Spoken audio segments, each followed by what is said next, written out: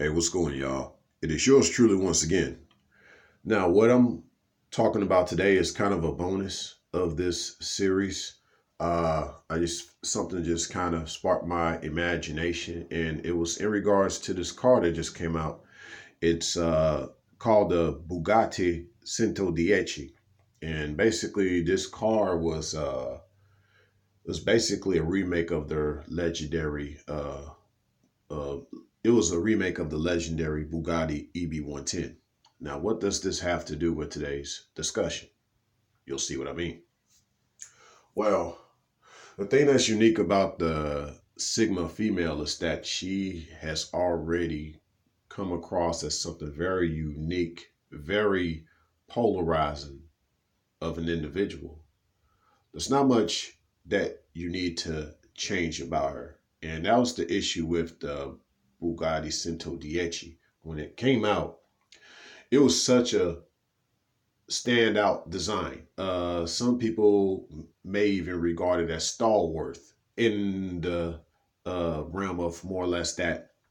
Yeah, there's nothing you can really do about it. It's a love it or hate it type of design. You can't really make it better, and you can't really make it worse. Actually, when you try to make it better, you make it worse. And so that's the thing about the Sigma female. It reminds me of just that unique type of car. The Sigma female is that unique type of woman.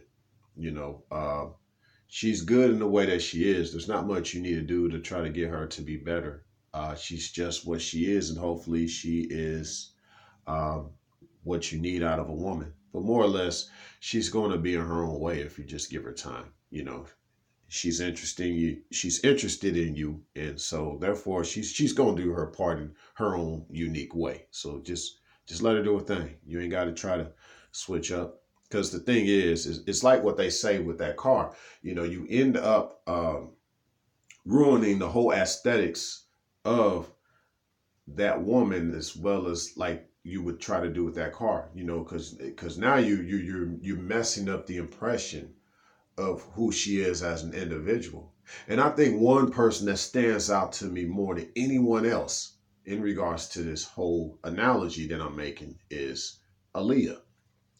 Aaliyah to me had all the potentials of being a Sigma female. Not to say she was one, but she had all the potential. Just because, just like a Sigma female, she pretty much has always been kind of an eccentric type of gal. You know, she was different from all the other uh, females that she grew up around. She was always very eccentric, very different.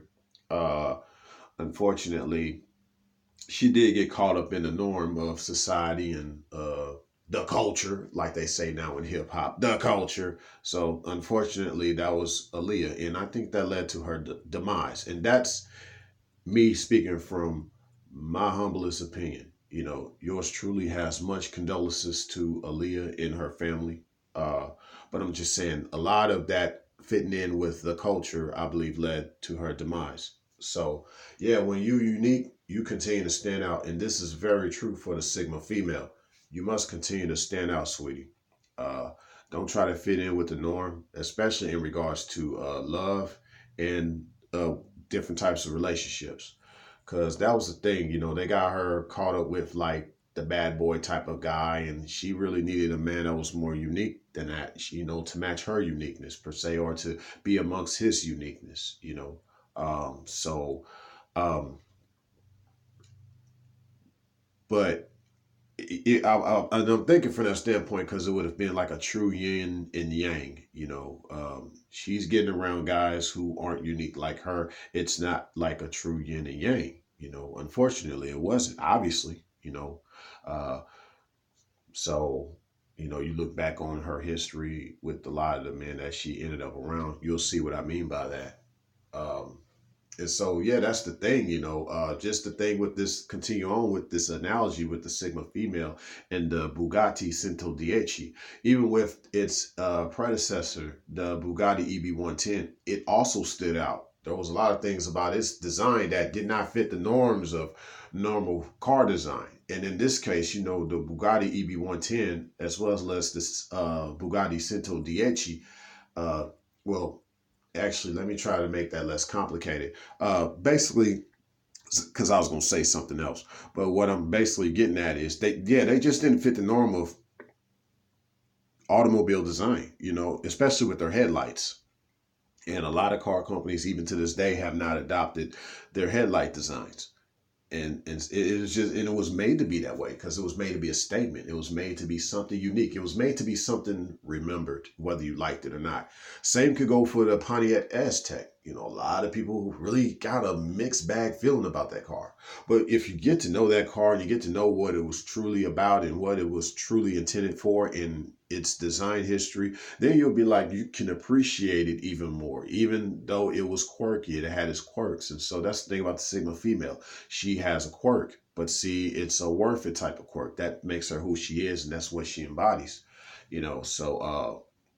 So yeah, I would say for those who know that you have the Sigma personality, you women out there, just continue to build on that uniqueness, whether it's the way you talk, the way you walk, the way you look, the way you act, as long as it's, obviously with the way you look and act, as long as it's all womanly per se, but it's just like unique in that, you stand out. Because here's the thing, obviously the norm is that a lot of these females that are out here, they're all part of this dating game.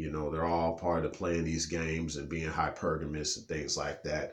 I mean, I know every woman has their sense of hypergamy to a certain extent, but it's just too exaggerated nowadays. Every woman wants better. I get that. Nothing wrong with that. But want better in what way? Because you should find that in the type of man that you're around, whether he has it all or he doesn't have it all, but there's just something better that you see in that man. Yes, that's what true hypergamy should be about. Obviously it's not. It's all about status. It's all about sexual market value. It's all about how much money you got in your pocket, how much power you have in this world. That's what it's all about nowadays. And of course the power you have in this world, it could be in a corporate realm, it could be based on a peers, you name it. But that's what a lot of these females go off on. That's the way they like to be, and that's the type of men they like to be around. And that's not true reality. But see, the Sigma female understands this. She understands the true reality of what's going on around her. So she says, I'm gonna be unique just like every snowflake that falls down from the sky. That's how unique I'm gonna be. And that's the mindset of a Sigma female. So but yeah, this is what makes her so unique, because this whole idea of the virtuous woman is unique in itself, and Sigma female fits that aspect more than any other female type, in regards to the personalities and things like that. So, just standing out, just doing a lot of things that go against the grain of what the normal society is and what, one can expect. She doesn't have kids right now. She doesn't have a family. No, she did not try to get with the Chad, Tyrone, Pookie, and Ray Ray. She didn't do that. She got with the quiet guy. Oh, she met a guy that was a Sigma male. So, oh, wow, really? So she does things that are very opposite of what society has told her to do, and so she just, in essence, she stays by herself. She didn't want to stay by herself, but in essence, she had to stay by herself because she didn't want to fit the norm of being accompanied with normal type of relationships. She looks forward to probably being, with a man eventually in the future who's unique like her, and so she won't accept anything less than that per se. So that's her sense of hypergamy, if you will. So, but yeah, just getting back to these cars, just to wrap it up. Uh, yeah, just stay polarizing. I just wish had Aaliyah been around. And just continue to remain unique and desired more unique type of relationships, just like her personality and her music. Her music was very unique. There ain't no female that's made music before her like that, nor after her like that. No one has made music like Aaliyah, in regards to, a lot of these women out here. She set the blueprint. And yours truly has been inspired to write a lot of songs, and a lot of my way I write songs and stuff is similar to like the same vein how Aaliyah had her songs written in, and just the music selections that she had, and just that uniqueness. And so that's what I admire. I like a woman that's just stands out. She's different. From all the other women, there's something different about her. So in this day and age, of course, with a lot of these females that are choosing not to be womanly and things like that. The Sigma female, she goes against the grain, and she's ooh, she's totally a woman in her own right. She stands out in her own right.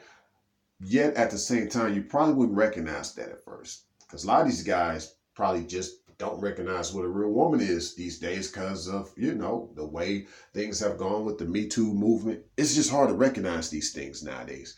But you know, you get around this Sigma female, you find out she's a Sigma female just from the way she conducts herself and just the way she stands out.